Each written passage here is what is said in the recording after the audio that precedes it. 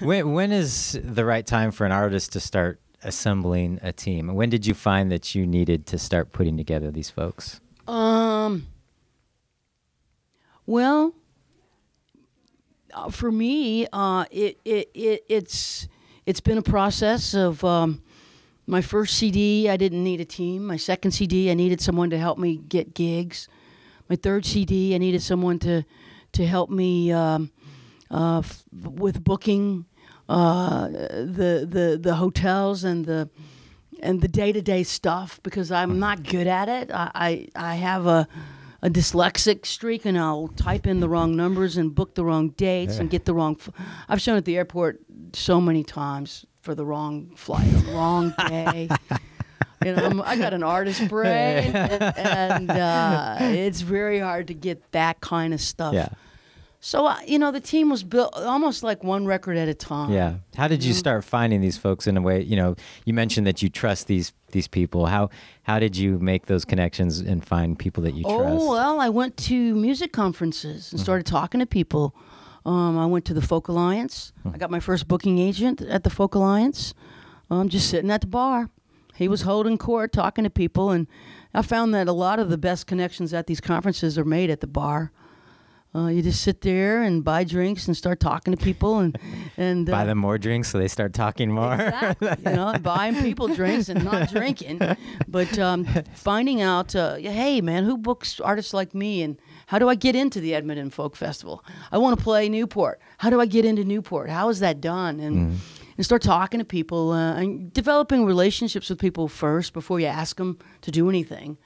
The Americana Music Conference in Nashville is a great way of meeting people that can help your career.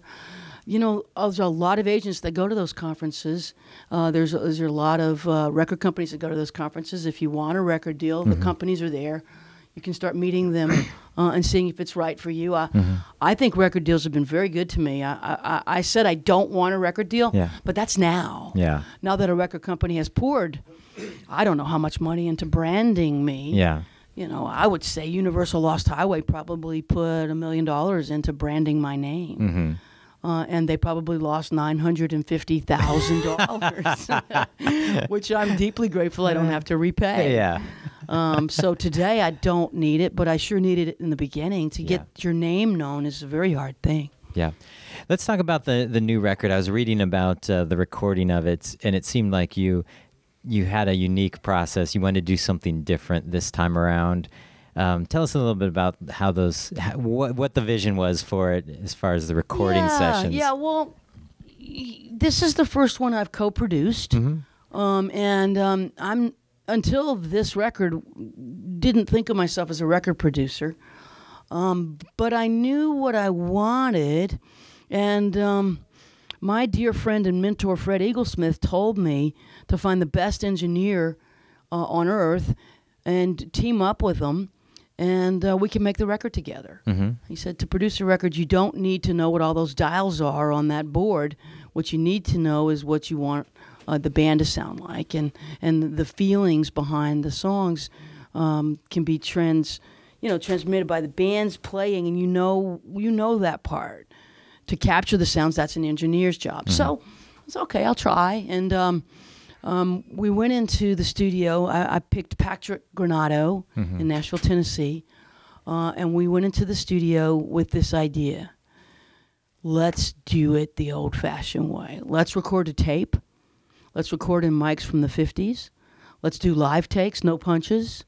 Let's see if we can do it the way they did it back when Frank Sinatra was recording. Let's go back in time and try to capture the emotion of these songs. Not perform the emotion, but catch the emotion, capture it.